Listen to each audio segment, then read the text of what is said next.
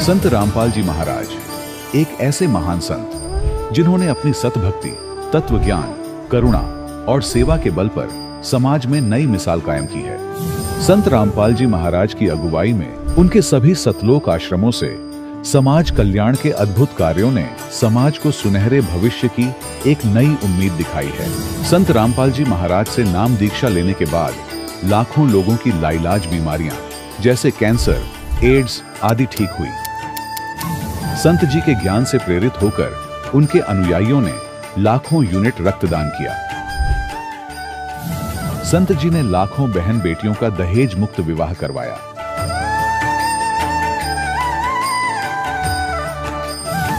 संत जी ने लाखों लोगों का नशा छुड़वाया, करोड़ों उजड़े परिवार बसे।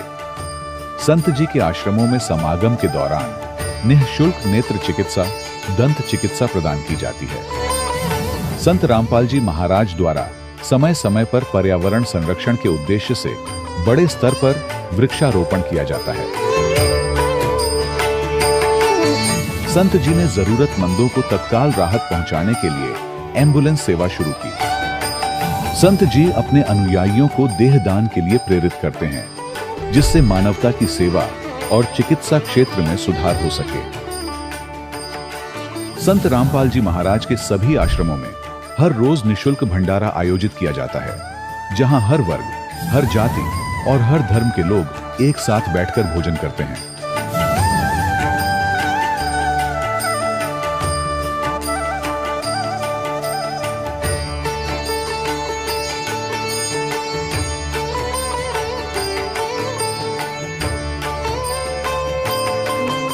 संत रामपाल जी महाराज की अन्नपूर्णा मुहिम ने गरीब और बेसहारा लोगों के जीवन में एक नई ऊर्जा और उम्मीद को जन्म दिया है। घर घर खाद्य सामग्री और जरूरी मदद पहुंचाकर संत रामपाल जी महाराज ने लोगों को दुख और मजबूरी से लड़ने की ताकत प्रदान की है।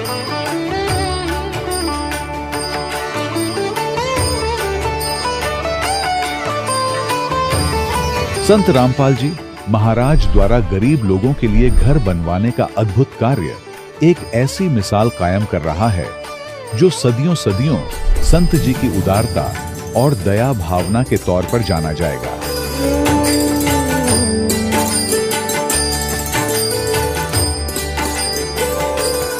संत रामपाल जी महाराज के आश्रम में हजारों बुजुर्गों को सम्मान और प्यार के साथ जीवन जीने का अवसर मिलता है। उनके खाने, रहने और स्वास्थ्य की पूरी जिम्मेदारी संत रामपाल जी महाराज उठाते हैं। अनाथ बच्चों के लिए संत रामपाल जी महाराज के सभी आश्रम किसी वरदान से कम नहीं। यहाँ उन्हें शिक्षा, संस्कार और भविष्य के लिए बेहतर अवसर प्रदान किए जाते हैं। चाहे बाढ़ हो, भूकंप या महामारी, संत रामपाल जी महाराज और उनके अनुयायी हमेशा ही जरूरतमंदों के लिए सबसे आगे खड़े रहते हैं। कोविड महामारी के दौरान संत रामपाल जी महाराज के आश्रमों से करोड़ों लोगों के लिए भोजन, दवाइयां और जीवन रक्षक सामग्रियां उपलब्ध कराई गई। चाहे गरीब की मदद हो या किसी शोषित और पीड़ित वर्ग के हक और सम्मान की लड़ाई, संत रामपाल जी महाराज ने हमेशा ही उनकी दबी आवाज को सरकारों तक पहुंचाया है और उन्हें उचित न्याय दिलवाने में अहम भूमिका अदा की है। समाज में आध्यात्मिक और सामाजिक मूल्यों के प्रति जागरूकता लाने में संत रामपाल जी महाराज हर कदम पर मानवता के सच्चे सेवक साबित हुए हैं। संत रामपाल जी महाराज का जीवन हमें सिखाता है कि सच्ची सेवा वही है जो निस्वार्थ भाव से की जाए। आइए हम भी इस महान सेवा के कार्य में इस महान संत से जुड़ें और संत रामपाल जी महाराज से नाम दीक्षा लेकर अपने जीवन को धन्य बनाएं।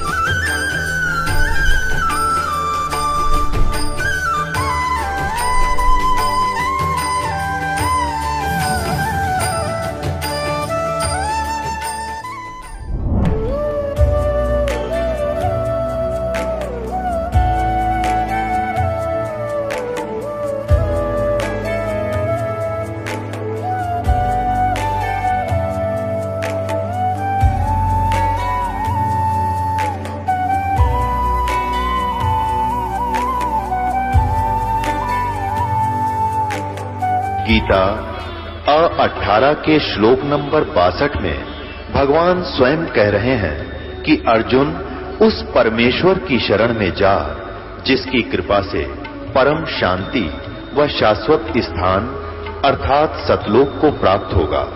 वो परमेश्वर कौन है, कहां है, कैसा है, जानने के लिए कृपया अवश्य सुनिए जगत गुरु तत्वदर्शी संत रामपाल जी महाराज के अमृत वचन। दर्शकों, कहा जाता है कि परमात्मा अपनी आत्मा को किसी भी दुख व दर्द में नहीं देख सकता है, तो फिर भी हम इतने दुखी क्यों हैं? इसी तरह के तमाम सवालों के जवाब की तलाश में थे विक्रम सिंह जी, जो मध्य प्रदेश के धार जिले के रहने वाले हैं। इनका जीवन अनेक दुखों और कष्टों से घिरा हुआ था, लेकिन आज वो उन सब कष्टों से कोसों दूर आ चुके हैं। आखिर विक्रम जी को ऐसी कौन सी वस्तु मिल गई जिसने इनके जीवन के सभी कष्टों को हर लिया? आइए अब जानते हैं विक्रम जी की अनोखी कहानी उन्हीं की जुबानी। नमस्कार सर। नमस्कार सर, क्या नाम है आपका? विक्रम सिंह निनामा। विक्रम जी कहाँ से आए हैं?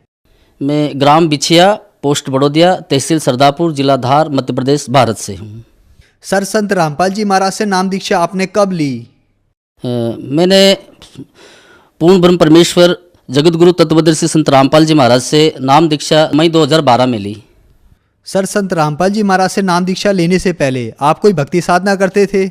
जी हाँ, मैं हिंदू धर्म में जन्म होने के कारण से मैं जो हिंदू धर्म में जो भी देवी देवता हैं, ब्रह्मा विष्णु महेश, माता दुर्गा जी, गणेश जी और हनुमान जी, ऐसे देवी देवताओं की सबकी पूजा पाठ करते थे, जो हमको हमारे पूर्वजों ने या बता रखी थी, वैसी करते रहते थे जी। सर, जो देवी देवताओं की आप पूजा करते थे, उन सभी पूजाओं से आपको क्या क्या लाभ हुए? उन पूजाओं से मेरे को कोई खास लाभ नहीं हुआ। और उसके पहले मैं आपको थोड़ा बताना चाहूँगा कि मैं एक गुरु जी है जिनका नाम है गड़ाराम जी, उनके 1 लाख करीब शिष्य 1998 से मैं उनसे भी नाम लिया था। और उनसे मैं 1998 से लगा कि जब परमात्मा संत रामपाल जी महाराज के शरण में नहीं आया, जब तक उनकी साधना उन्होंने बताई वैसी करता था, तो उनसे मेरे को ऐसा कोई लाभ नहीं हुआ। और देवी देवताओं की भक्ति करते करते मेरी माता जी, जो मैं बचपन से देखता था, वो हमेशा बीमार रहा करती थी। ये दास संत रामपाल जी महाराज जी के शरण में नहीं आया, उसके पहले तक वो बहुत बीमार रहती थी। मेरा भाई, हम 2 भाई हैं, मेरा छोटा भाई है, वो बहुत दारू पीता था। घर में अनाज हो या आटा हो खाने का, वो भी घर में से ले जा करके दारू वालों को दे करके पी जाता था। यहाँ तक कि सब्जी वगैरह हो, खेती बाड़ी में सब्जी, पैसे नहीं रहते थे, सब्जी या लकड़ी है, कोई भी घर में सामान जो है वो निकाल करके दारू वाले क्या दे करके पी जाता था। इतनी वो झगड़ा भी करता था, बहुत गलत गलत बोलता रहता था। फ़ायदा तो नहीं हुआ, उल्टा तकलीफ में रहते थे, बहुत घर में कलह रहती थी। तो सर, देवी देवताओं की भक्ति करने से आपको बहुत सारी हानियों को उठाना पड़ा, तो आप संत रामपाल जी महाराज की शरण में कैसे आए? सर जी, रामपाल जी महाराज की शरण में ऐसी तकलीफें बहुत ज़्यादा हो गई थी। मेरे को भूत प्रेत बाधा से मेरे को यहाँ गले में दबा दिया था, तो मेरे को लग गया था कि मैं अब ज़्यादा दिन मेरी आयु नहीं है, मैं आगे जाके मर जाऊंगा। क्योंकि मैं बोलता था तो 2-4 शब्द बोलने के बाद मेरी ज़ुबान चिपक जाती थी और चेहरा काला कट हो गया था। तो मेरे को ऐसा आभास हो गया था कि मैं अब ज़्यादा दिन का मेहमान नहीं हूँ, शायद मेरा टिकट कट गया है, ऐसा मेरे को लगता था। पहले एक गुरु कर रखा था, उनका एक शिष्य था गुरु भाई का, तो वो हम मिलते रहते थे, तो वो हमारे घर आया जाया करता था। तो मैंने कहा कि भगत जी, ये अपनी बेटी है, इनकी शादी करनी है। तो मैंने कहा एक लड़का को देखना, पढ़ा लिखा और भगत हो, दारू पानी नहीं पिए, ऐसा तो बढ़िया रहेगा। तो कह ठीक है, मैं देख के अपन को बताऊंगा यूँ करके। तो उन्होंने कहा बाप जी आप यूँ करो कि आप वहाँ जाओ, आप भी तबीयत ठीक नहीं है ना, अपने जो गुरु जी हमारे पुराने बना रखे वो भी ठीक नहीं है, तो कि वो वहाँ जा रहे हैं तो आप भी जाओ। मैंने कहा, तो उन्होंने कहा कि इधर दिल्ली से आगे पंजाब है, वहाँ कोई आश्रम है और साधु है, वहाँ वो जा रहे हैं और आप भी जाओ यूँ करके। तो हमारे गुरु जी के साथ में हम हरियाणा बरवाड़ा जिला हिसार गए संत रामपाल जी महाराज की शरण में, और वहाँ जाकर के हमने नाम उपदेश लिया। सर, संत रामपाल जी महाराज से आपने नाम उपदेश लिया तो क्या वहाँ जाकर आपको कोई लाभ प्राप्त हुए?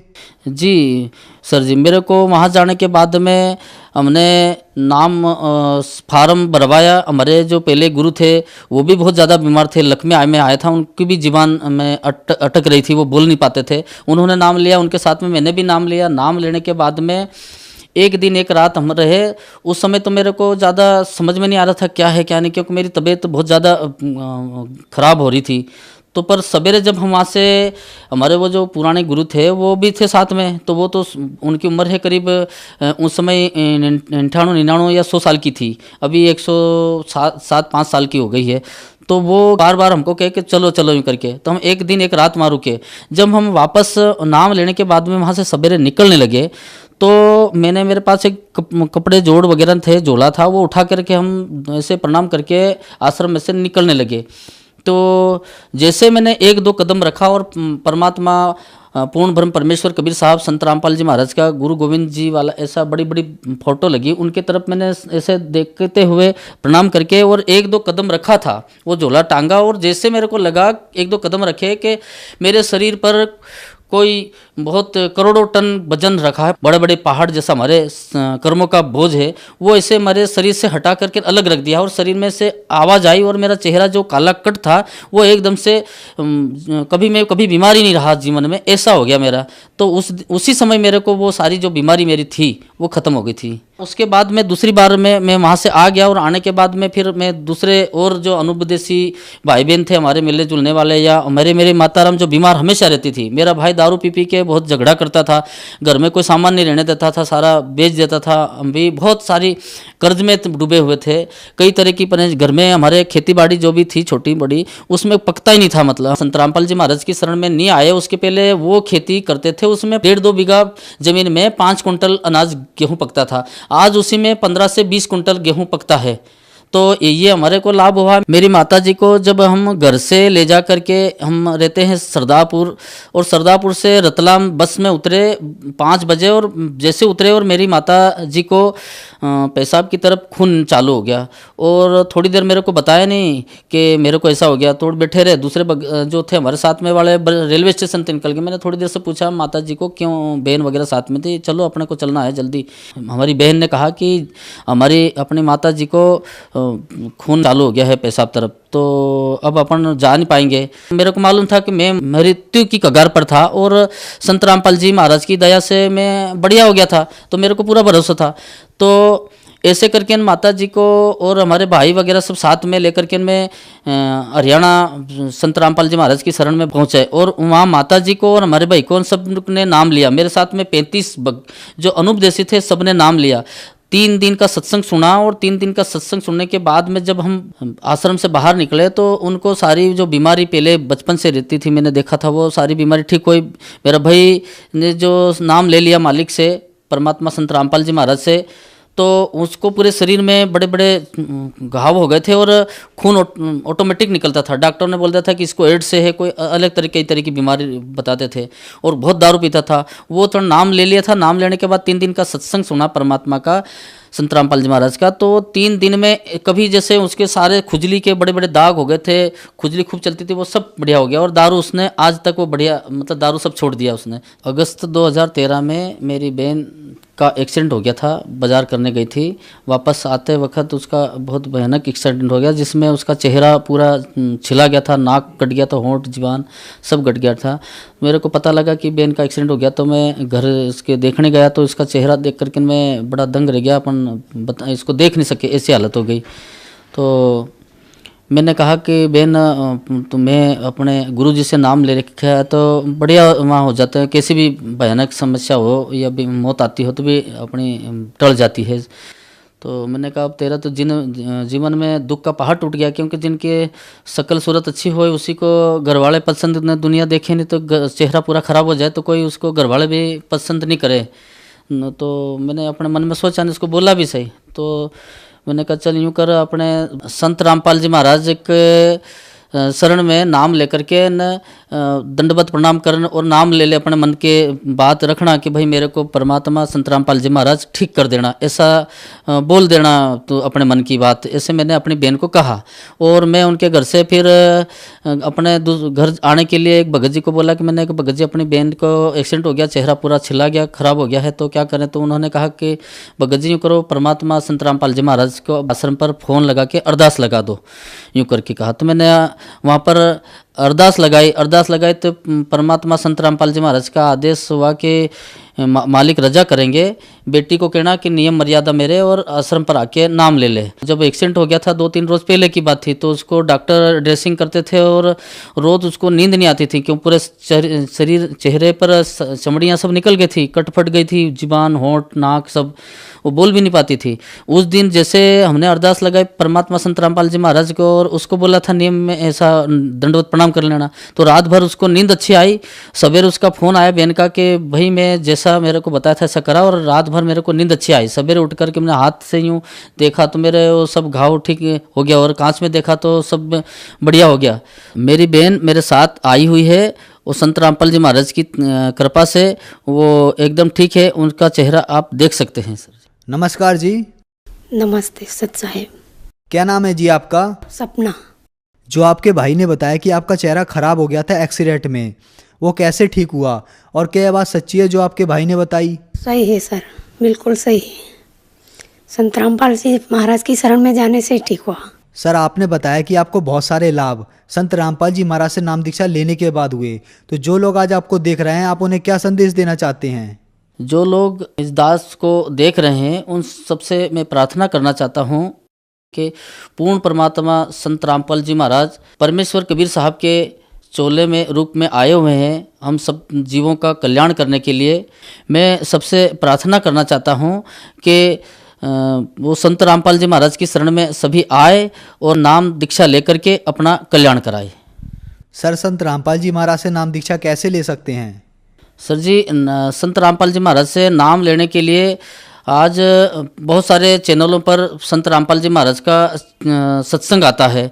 उस सत्संग के नीचे नंबर आते हैं संत रामपाल जी महाराज के, उस नंबर पर फ़ोन करके जो भी अपने नज़दीकी नामदान केंद्र है वहाँ पर जाकर के नामदान ले और अपना कल्याण कराए।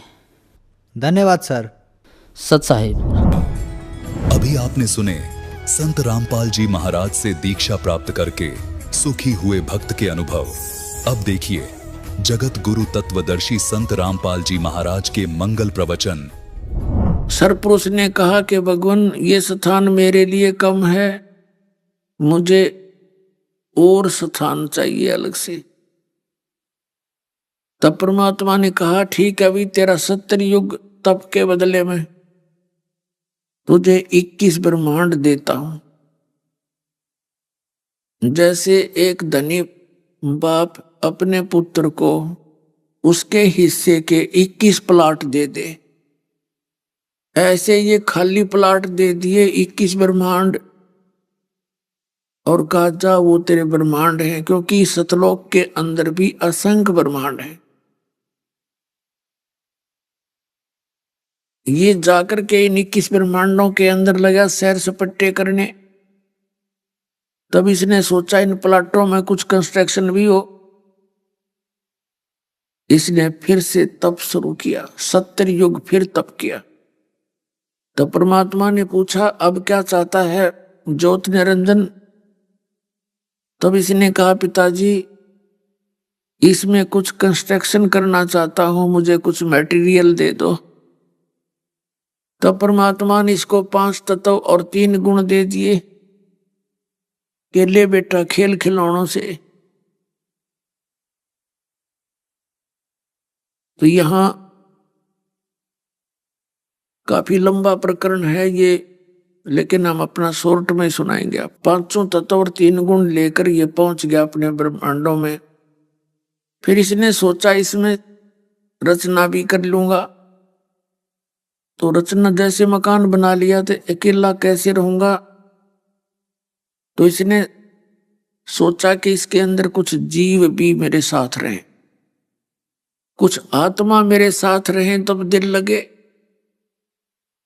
तब इसने फिर तप शुरू किया। जब 64 युग तक तप किया, परमात्मा ने पूछा कि ज्योत निरंजन, जो तूने चाहा था वो मैंने दे दिया, जो तूने मांगा था, अब और क्या इच्छा है तेरी।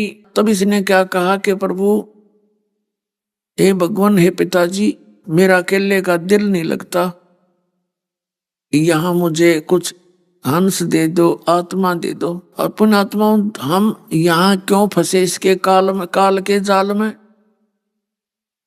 जब ये तपस्या कर रहा था, एक पैर पे खड़ा हो गए।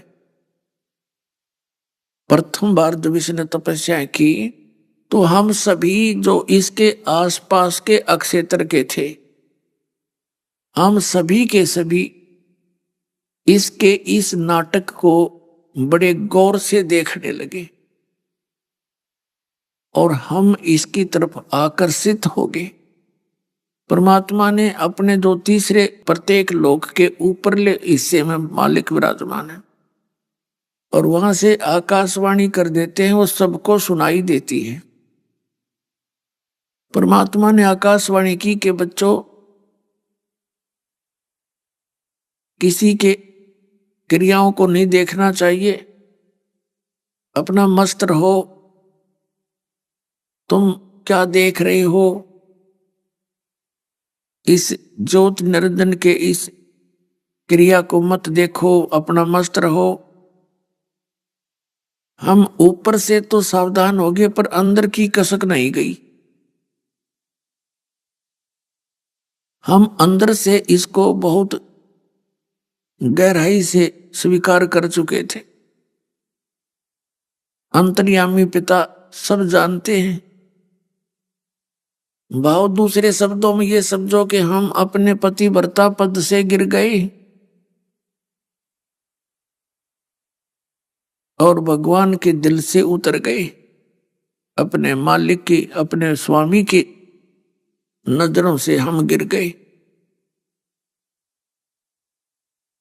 जब इसने जीव मांगे, आत्मा मांगी काल भगवान ने, तब परमात्मा ने कहा कि देख भाई, इस तेरे 64 युग के बदले में और प्लाट दे दूंगा, ब्रह्मांड दे सकता हूं, लेकिन ये आत्मा नहीं दूंगा, क्योंकि ये मेरा अंश है, ये मेरे शरीर से निकले। अपनी आत्माओं, उस मां से पूछना जो बच्चों को जन्म देती है, उसकी कितनी ममता होती है उन बेटा और बेटियों में। एक माई का एक पुत्र उत्पन्न हुआ, अपाहिज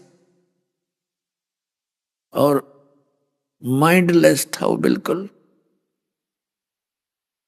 ऐसे लाल पड़े, ऐसा टेढ़ा सा मुंह, ऐसे चिपका हुआ सा उसका सिर, यानी देखने में भी अभद्र लगे और लाल पड़े, टट्टी और पेशाब अंदर ही कर देवे। दास जब सर्विस करता था सिरसा जिले में, किराए पर रहा करता था उसके, तब देखा करता था उस माँ की ममता को। उस बच्चे को देखकर आदमी रोटी नहीं खा सकता, ऐसी स्थिति में था। और वो जब आ करता, रोना भी नहीं आता था, ना बोलना आता था, तो बाजी आती थी, आई आई मेरे लाल, आई मेरे लाल, और उसकी लाड़ लूड़ पूछ के मुंह माँ धो के फिर प्यार करती थी। अपने आत्माओं कहने का भाव ये है कि उस परमात्मा कबीर भगवान के हम सभी बच्चे हैं, चिट्टी से लेकर हाथी और हिंदू मुस्लिम सिख ईसाई, ये सभी मनुष्य उस परमात्मा के बच्चे। अब उस भगवान को हम कितने प्यारे लगते हैं और हम कैसे यहां फंस गए और कितना हम कष्ट उठा रहे हैं, तो उससे देखा नहीं जा रहा। अब कैसे फंसे, ये कहानी इस अमर कथा से पता लगेगा।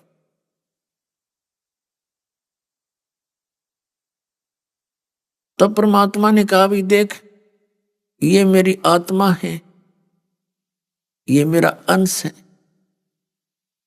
और ये मेरे हृदय से मुझे प्रिय है, ये नहीं दे सकता मैं तुझे।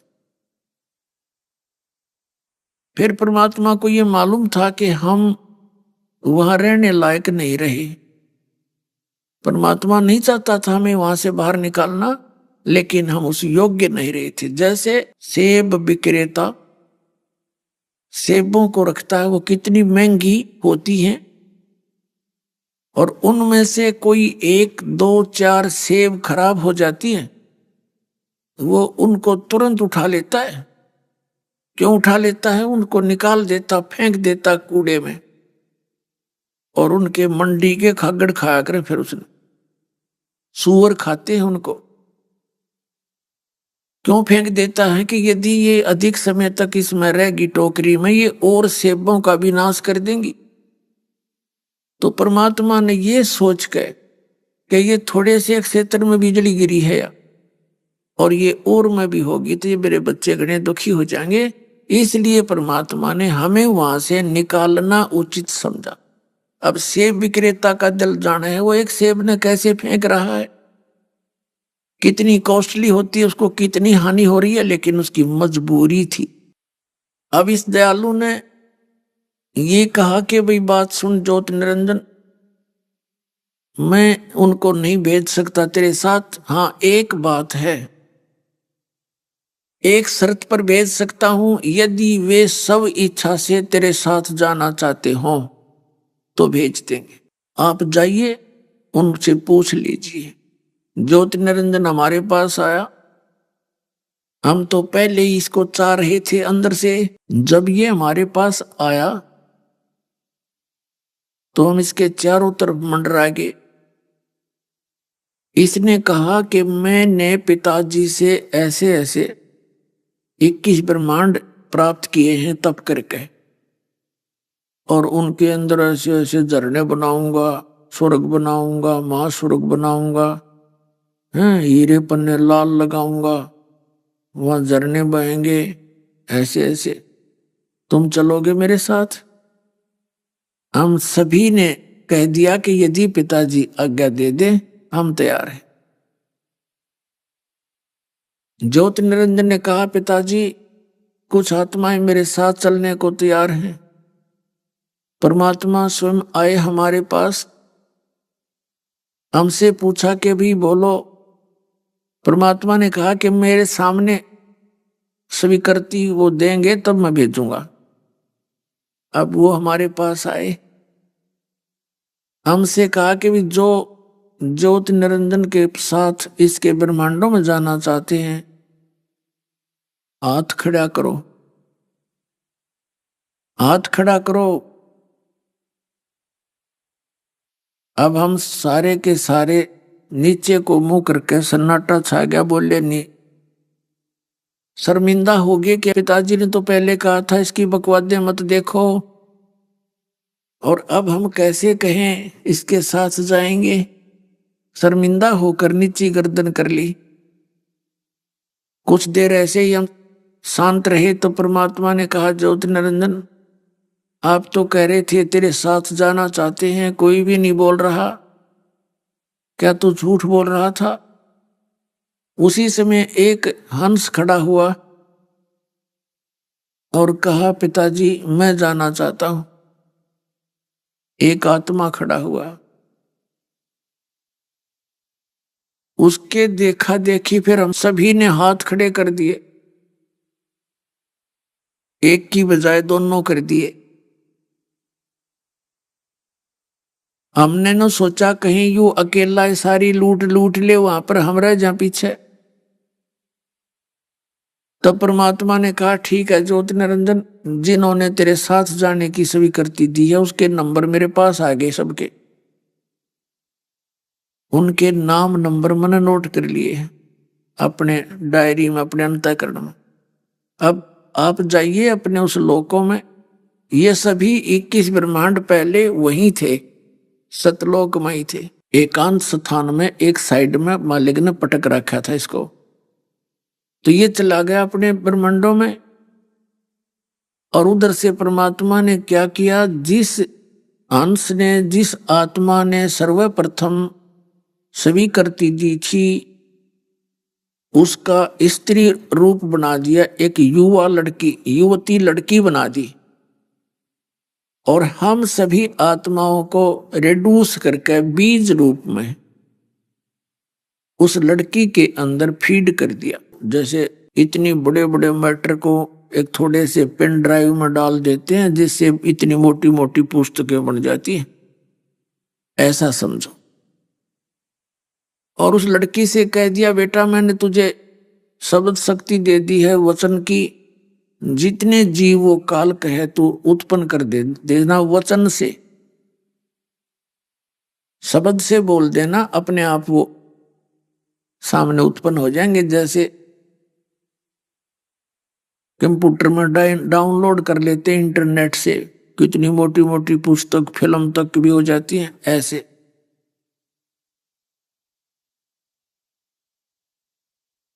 और परमात्मा ने उस लड़की को प्रजनन इंद्रिय नहीं लगाई थी, क्योंकि उनका उद्देश्य था कि वचन से ही ये सृष्टि रचना अच्छा रहेगा, उनमें विकार कम होंगे। और अपने पुत्र सहजदास से कहा कि सहजदास इस लड़की को, अपनी बहन को ज्योत निरंजन के पास छोड़िया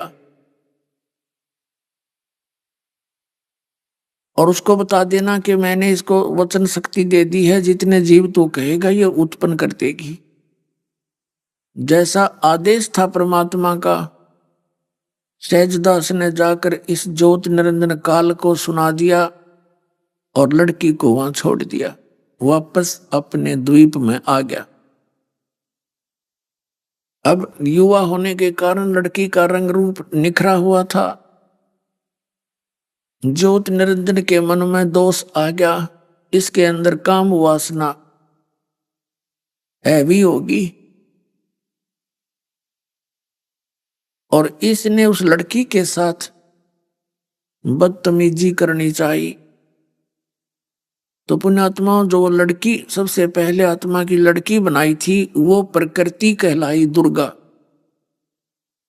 इसने इस दुर्गा देवी के साथ बदतमीजी करनी चाहिए, ये समझ गई उसके गलत इरादे को, और कहा ज्योत निरंजन बात सुन, देख पहले तेरी उत्पत्ति हुई और बाद में हमारी उत्पत्ति हुई, उसी परमपिता का तू पुत्र, उसी की मैं पुत्री, दोनों बहन भाई हम, और तू ये जुल्म ना कर मेरे साथ। मेरे को शब्द शक्ति है, जितने जीव तू कहेगा मैं वचन से उत्पन्न कर दूंगी। पर इसने इतना कामांध हो गया, ये भूल गया सब मर्यादाएं और हद से ज्यादा बढ़ गया। आलिंगन और चुम्बन करने के लिए हाथ फैलाया, मुंह खोल लिया, बिल्कुल लड़की को जकड़ने की चेष्टा की। उसी समय उस लड़की ने, दुर्गा ने सूक्ष्म रूप बनाया और वो उसके मुख के मुंह खोल रखा था और कोई स्थान देखा नहीं अपने बचाव का। उसके मुख के माध्यम से पेट में चली गई और वहां से पुकार किया कि हे परमात्मा मेरी रक्षा करो, मुझे बचाओ परमपिता, मेरे साथ बदतमीजी की और निरंजन ने मुझे खा लिया। परमात्मा अपने पुत्र जोग जीत का रूप बना के, योग संतान उसी को जोग जीत भी कहते, जोग जीत का रूप बना के वहां पहुंच गए और कहा ज्योत निरंजन तूने इस सच्चे लोक की मर्यादा भंग कर दी, अब तू यहां रहने लायक नहीं रहा। लड़की को उसके पेट से निकाल दिया, उसका नाखून से पेट चीर के ऑपरेशन कर दिया और कहा ज्योत निरंजन आज से तेरा, सुन ले वचन परमपिता के, आज से तेरा नाम काल होगा, 1,00,000 जीवों का तो नित आहार करेगा, 1,25,00,000 की उत्पत्ति किया करेगा। 1,00,000 मानव शरीरधारी प्राणियों का के सूक्ष्म शरीर से निकले हुए गंध को तो डेली खावेगा और 1,25,00,000 की उत्पत्ति किया करेगा। आज से तेरा नाम काल होगा और निकल जा यहां से, तुम इस 21 ब्रह्मांड को लेकर निकल जा यहां से और ले जा इस दुर्गा को साथ में। अपने आत्मा वहां इसने बहुत हाथ पैर जोड़े कि भाई साहब मुझे माफ कर दो, पिताजी से मेरी अर्जी लगा दो, मेरे से गलती होगी। परमात्मा ने कहा कि अब तेरे लिए इस लोक में कोई ठिकाना नहीं और तू निकल जा शीघ्र यहां से।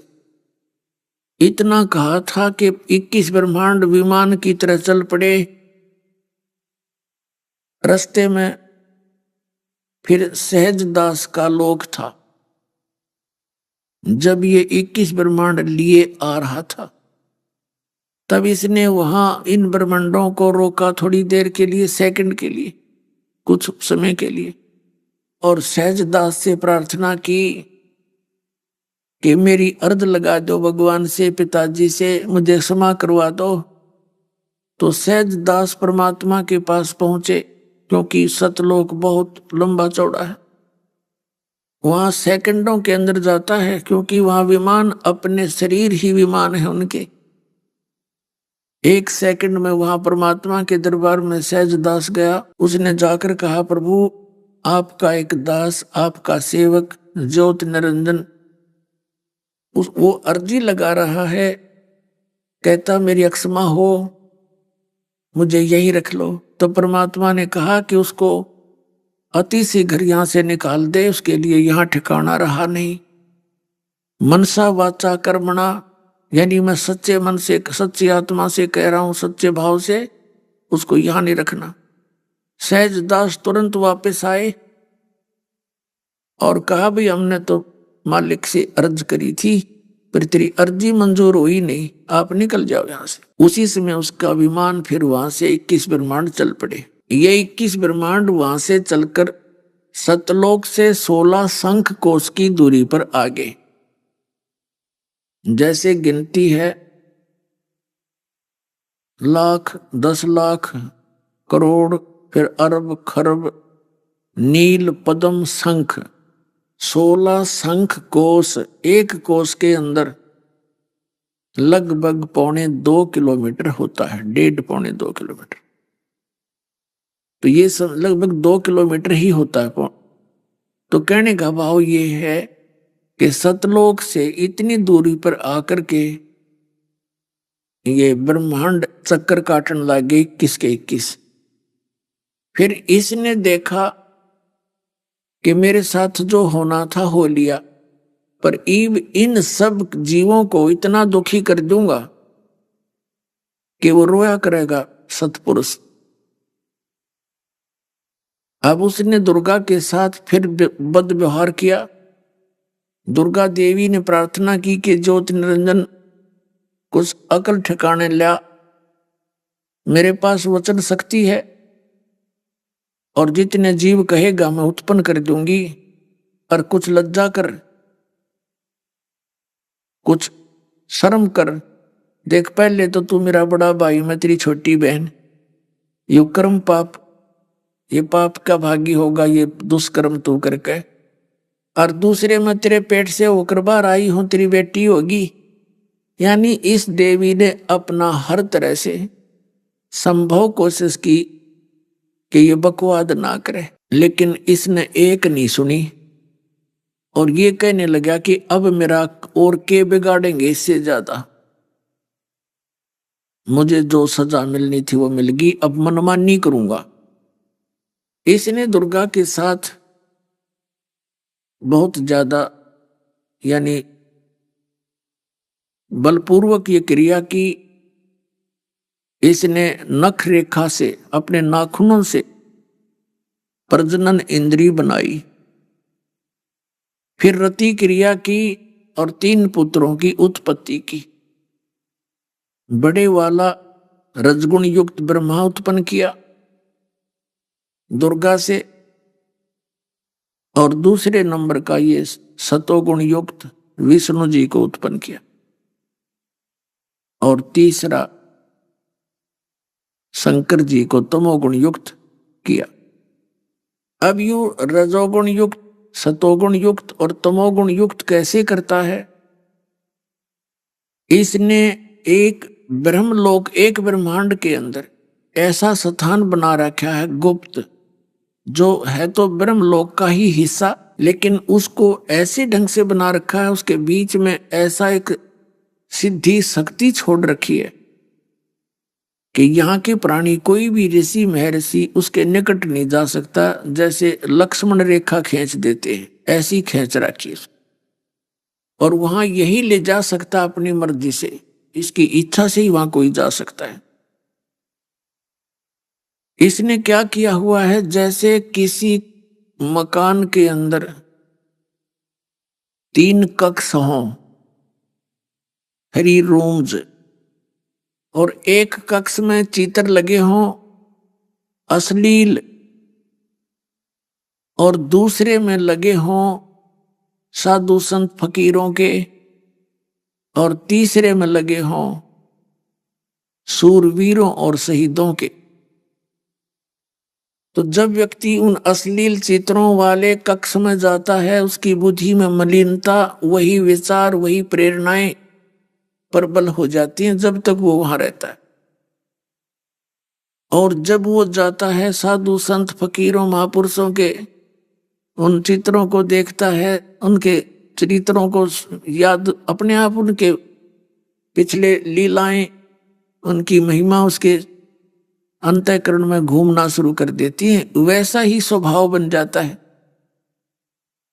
और जब वो व्यक्ति जाता है उन सूरवीर शहीदों के लगे हुए चित्रों वाले कक्ष में, तो वहां जाकर के उनकी लीलाओं को याद करके, उन्होंने ऐसी बहादुरी की थी, उन्होंने ऐसा किया था, वो बातें याद करके वैसा ही स्वभाव बन जाता है।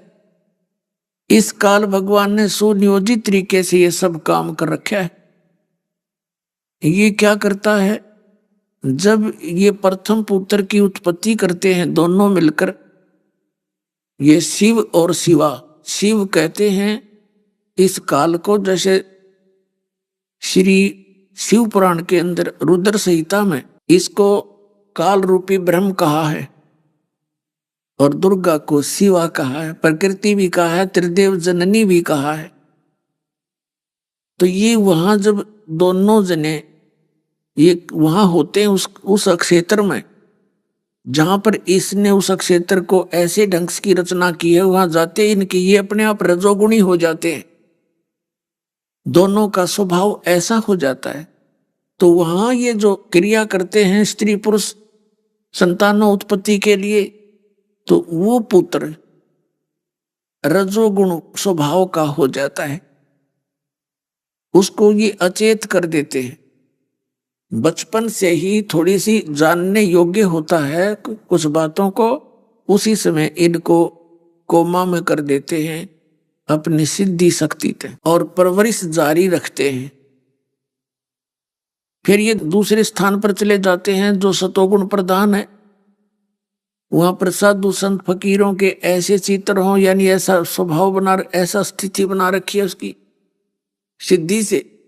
तो वहां जब दोनों के संयोग से जो पुत्र उत्पन्न होता है, वो ऑटोमेटिकली सबतः सतोगुणी बन जाता है। इसी प्रकार तीसरे स्थान पर जो तमोगुण प्रधान है, वहां जाते हैं तो इन दोनों के संयोग से जो पुत्र उत्पन्न होता है, वो सबतः तमोगुणी हो जाता है। इस प्रकार उनका नाम रख देता है ब्रह्मा, विष्णु और शिव। जब ये रजोगुण प्रधान क्षेत्र में होता है, तो वहां स्वयं तो ब्रह्मा रूप बना लेता है 5 मुख वाला, और दुर्गा को वहां सावित्री रूप में रखता है। तो इन दोनों के उस आकृति, उस बॉडी के अनुरूप ही उत्पन्न होने वाले बालक की शकल बन जाती है। इस प्रकार इन्होंने दोनों ने फिर 3 पुत्र उत्पन्न किए और दुर्गा से ये कह दिया कि मुझे श्राप लगा हुआ है 1 लाख मानव शरीरधारी प्राणियों का नित आहार करने का, और मेरे विषय में तू किसी को जानकारी ना देना, नहीं तो मेरे प्रति नफरत हो जाएगी और ये बच्चे मुझसे दूर चले जाएंगे और तू मेरा भेद किसी को नहीं देगी। अगर तूने मेरा भेद दिया तो मुझसे बुरा नहीं होगा। अपने आत्माओं, दुर्गा ने और हम सब ने अपने पैर पे आप कुहाड़ी मारी। हम अपने सुखदाई भगवान से दूर हो गए और इस नकली पर आसक्त हो गए। अब फिर हम यहां आकर के कितने दुखी हो रहे हैं। आगे सृष्टि रचना ऐसे है कि दुर्गा ने फिर काल ने कहा कि जब तक ये बच्चे युवा हों इनको अचेत रखना और इनको बेहोश रखना, परवरिश जारी रखना, और जब ये युवा हो जा तो इनका विवाह कर देना। अपने वचन से तू लड़की उत्पन्न कर लेना, लेकिन मेरा भेद ना देना। और मैंने प्रतिज्ञा कर ली है कि मैं किसी को भी दर्शन नहीं दूंगा, मैं किसी के समक्ष अपने वास्तविक रूप में नहीं आऊंगा। तब इस दुर्गा ने कहा कि ज्योति निरंजन, मैं एक अबला औरत इतने बड़े ब्रह्मांडों को कैसे चला पाऊंगी, और तू गुप्त रहेगा तो मैं कैसे संभालूंगी इतने काम को। तब उसने कहा कि जो कुछ करना है वो मैं ही करूंगा, तू चिंता ना कर, लेकिन एक ध्यान रखना, मेरे बारे में कुछ नहीं बताएगी, और ये बच्चे जब सियाने हों, भगवान की खोज ये चाहें तो बता देना परमात्मा निराकार है। मैं किसी भी साधना से, किसी भी क्रिया से कभी किसी को दर्शन नहीं दूंगा, ये मेरी प्रतिज्ञा है। अपने आत्माओं, दास जो ये अमर कथा यथार्थ सृष्टि रचना आपको सुना रहा है, आपको ऐसा लगेगा जैसे कोई दंत कथा है, बनावटी सी बातें हैं, लेकिन ये 100% सत्य हैं। अभी आपने सुने संत रामपाल जी महाराज के मंगल प्रवचन। आइए अब सुनते हैं संत रामपाल जी महाराज से नाम दीक्षा लेकर सतभक्ति करके अद्भुत लाभ प्राप्त करने वाले अनुयायी के विचार। दर्शकों, जिस प्रकार रोगी को औषधि मिलने से रोग से राहत मिलती है, इसी प्रकार विकार युक्त प्राणी को ज्ञानवर्धक पुस्तकों का अध्ययन करने से विकार मुक्त जीवन जीने की नई राह मिलती है। ऐसी ही एक प्रेरणादायक कहानी है कानपुर के अमन जी की, जो पहले पारंपरिक पूजा साधना करने के बावजूद भी बहुत दुखी थे, लेकिन जब से इन्हें अद्भुत पुस्तक ज्ञान गंगा प्राप्त हुई, तब से इनके दुखी जीवन को सुखमय जीवन जीने की नई दिशा मिली है। आपको बता दें कि इसका श्रेय अमन जी पुस्तक के लेखक तत्वदर्शी संत रामपाल जी महाराज जी को दे रहे हैं। अब विचारणीय विषय ये है कि आखिर कैसे एक पुस्तक ने बदल दी अमन जी के जीवन की कहानी। सुनते हैं इन्हीं की अपनी जुबानी। नमस्कार सर। नमस्कार सर। सर क्या नाम है आपका? सर मेरा नाम अमन दास है जी। सर कहाँ के रहने वाले हैं आप? वैसे मैं यूपी कानपुर का रहने वाला हूँ, लेकिन बठिंडा पंजाब में रहता हूँ। सर संत रामपाल जी महाराज से नाम दीक्षा आपने कब ली? 23 जुलाई सन 2012 को संत रामपाल जी महाराज से उपदेश प्राप्त हुआ। सर संत रामपाल जी महाराज से नाम दीक्षा लेने से पहले आप क्या भक्ति साधनाएं करते थे? संत रामपाल जी महाराज जी से उपदेश लेने से पहले भगवान शंकर जी की हम भक्ति उपासना किया करते थे, लेकिन वैसे हम मंदिर मस्जिद में नहीं जाते थे, वैसे ही किसी द्वारा बताई हुई स्तुति किया करते थे, जो सुबह उठने के बाद बैठ के 15-20 मिनट समाधि लगाते थे और शाम को सोने से पहले 15-20 मिनट समाधि लगाया करते थे। सर जैसा कि आपने बताया कि आप भगवान शंकर की स्तुति करते थे, तो उन सब भक्ति साधनाओं को करने से आपको क्या लाभ मिले? सर उन भक्ति साधनाओं से हमें लाभ तो कोई नहीं हुआ और दुगना हम नीचे गिरते चले गए। जैसे कि हम शराब भी पीने लगे थे, गुटखा भी खाते थे, तम्बाकू भी खाते थे और मांस का भी सेवन किया करते थे। और जो हमारे पास बीमारी कुष्ठ रोग हो गया था, जो बचपन से था, और उसको करीब 26-27 वर्ष तक हमने लगातार टेबलेट खाई, जो 25 रुपये की एक टेबलेट आती थी, हफ्ते में एक बार खानी होती थी। उससे भी वो रोग हमारा कभी ठीक नहीं हुआ है और दुगना परेशान ही रहते थे जी। सर, आपको संत रामपाल जी महाराज के बारे में जानकारी कहाँ से मिली? सर, संत रामपाल जी महाराज जी की जानकारी मेरा एक दोस्त था, उसको किसी संत रामपाल जी महाराज जी के शिष्य ने वो पुस्तक का प्रचार कर रहे थे, ज्ञान गंगा पुस्तक का नाम है, उसका प्रचार कर रहे थे, और वो पुस्तक उसने 10 रुपये में ख़रीदी थी। तो उसने बताया कि भाई मेरे पास एक ऐसी पुस्तक है कि आप उसको पढ़ोगे तो बहुत अच्छा उसमें ज्ञान दिया हुआ है। तो मैंने कहा भाई देना, मैं पढ़ूँगा। तो उसने फिर मुझे पुस्तक दी। उस टाइम मेरी ड्यूटी नाइट में थी, और वो पुस्तक 2 नाइट में कंटिन्यू पढ़ता रहा। नाइट में ड्यूटी होती थी, दिन में सोता था। और उस पुस्तक को पढ़ने के बाद मुझे ये महसूस हुआ कि भाई पूर्ण ब्रह्म परमात्मा है, लेकिन उस समय मैंने भगवान शंकर को पूर्ण परमात्मा माना था। फिर जी उस पुस्तक को पढ़ने के बाद मेरे मन में एक ऐसी प्रेरणा उठी कि चलो देखते हैं कैसे गुरुजी होते हैं, कैसा आश्रम होता है। 2 महीने बाद ये सारा कुछ हुआ। इतनी हमारे अंदर प्रबल प्रेरणा हो गई कि मैं जहाँ पे मैं नौकरी करता था उसके यहाँ पैसे छोड़कर, उसने आधे पैसे दिए, आधे नहीं दिए, और वो पैसे छोड़कर, और एक संत रामपाल जी महाराज जी के शिष्य वो मिल गए थे, उन्होंने मुझे बरवाला जिला हिसार हरियाणा भारत के अंदर है, वहाँ का पता एड्रेस दिया, और उस एड्रेस के माध्यम से मैं संत रामपाल जी महाराज जी के जो बनाया आश्रम बना हुआ है हम वहाँ पहुँचे जी। और फिर उनसे एक दिन तो वैसे में बना रहा आश्रम के अंदर, फिर दूसरे दिन मैं बाहर आया। तो फिर जब अंदर जाने लगा तो जो वहाँ सेवादार खड़े थे तो उन्होंने कहा भाई कहाँ जा रहे हो? मैं कहा जी मुझे अंदर जाना है। उन्होंने कहा भाई आप अंदर ऐसे नहीं जा सकते हो। मैंने कहा जी कैसे जाना होगा?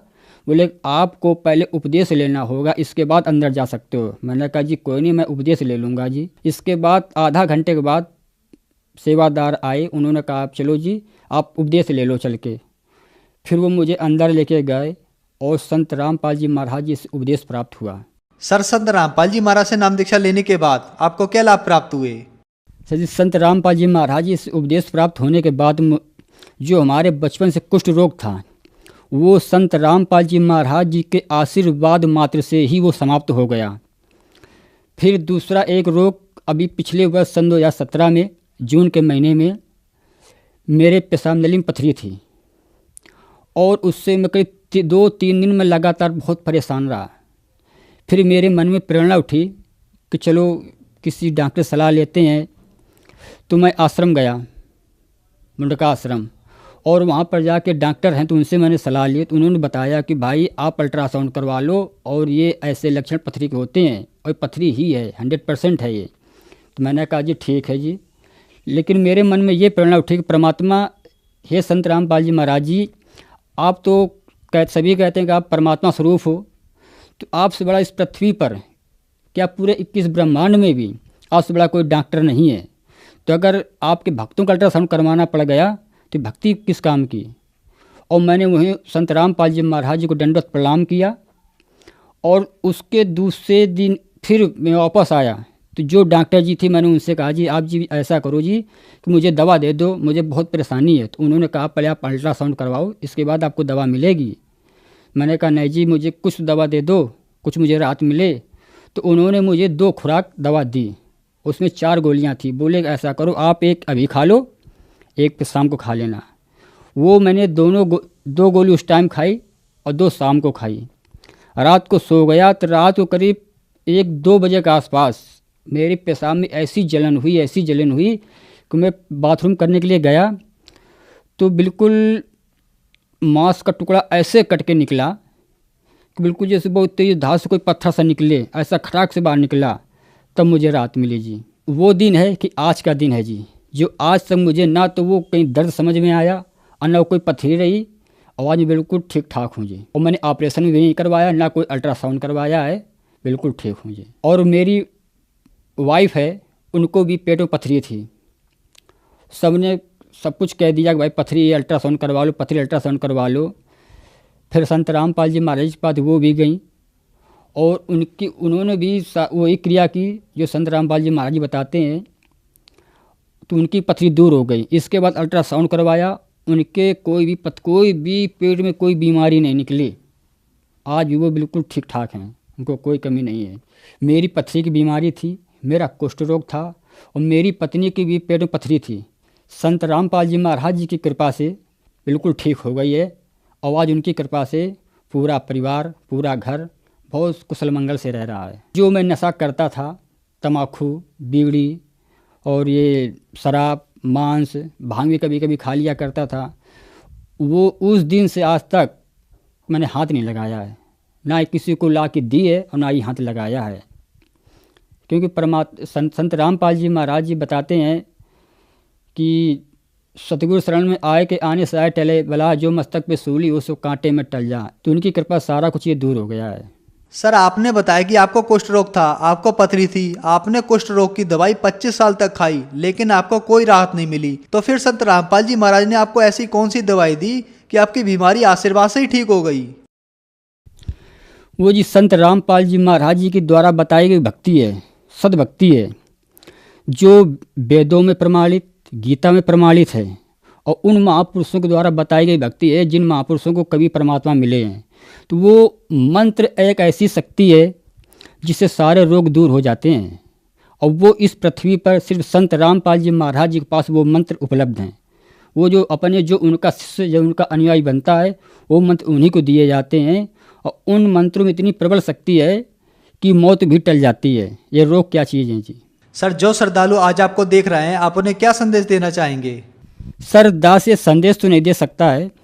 ये दास इस पृथ्वी पे जितने मानव प्राणी जीव हैं, मानव शरीर प्राप्त प्राणी हैं, इन सबसे हाथ जोड़कर प्रार्थना करना चाहता है कि अगर जो इन रोगों से, इन व्यसनों से, विकारों से दूर नहीं हो पा रहे हैं, तो वो संत रामपाल जी महाराज जी की शरण में आए और अपना ये उस मंत्रों की भक्ति की शक्ति के द्वारा सारे रोग दूर हो सकते हैं। और उसकी जानकारी प्रत्येक चैनलों पर संत रामपाल जी महाराज सत्संग आते हैं और उनसे आप उपदेश प्राप्त करें, दीक्षा प्राप्त करें और सदमंत्र प्राप्त करें जो प्रमाणित हैं, उनसे सारे रोग दूर हो सकते हैं। सर, संत रामपाल जी महाराज की शरण में कैसे आया जा सकता है? सर, कई चैनलों पर संत रामपाल जी महाराज सत्संग आते हैं और उनके नीचे एक पीली पट्टी चलती है, उसमें नंबर लिखे होते हैं। आप उन नंबरों को अपने मोबाइल से डायल करें, संपर्क करें और उनसे जानकारी लेकर आपको नज़दीकी नामदान स्थल बताया जाएगा। आप वहाँ उपदेश लेकर के अपने मानव जीवन का कल्याण करा सकते हैं।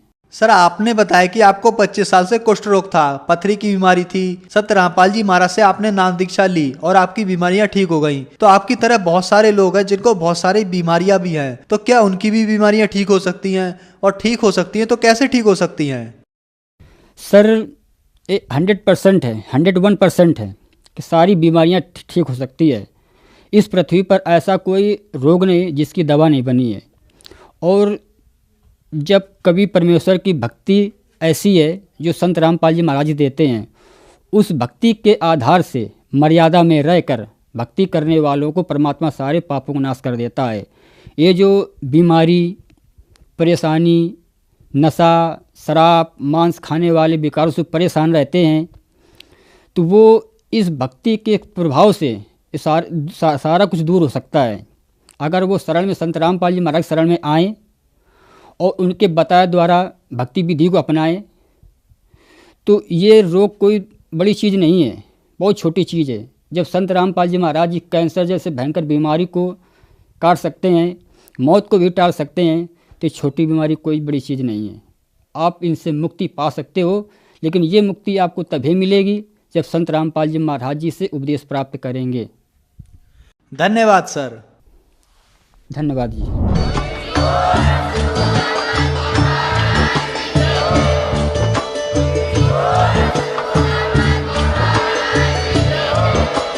आप सुन रहे थे जगत गुरु तत्वदर्शी संत रामपाल जी महाराज जी के मंगल प्रवचन। अधिक जानकारी के लिए विजिट कीजिए हमारी वेबसाइट www.jagatgururampalji.org। संत रामपाल जी महाराज जी के शुभ आशीर्वाद से पूरे विश्व भर में 500 से भी ज्यादा नाम दीक्षा केंद्र हैं, जिन पर संत रामपाल जी महाराज जी द्वारा ऑनलाइन निशुल्क नाम दीक्षा दी जा रही है। अपने नजदीकी नाम दीक्षा केंद्र का पता करने के लिए संपर्क करें 8222880541।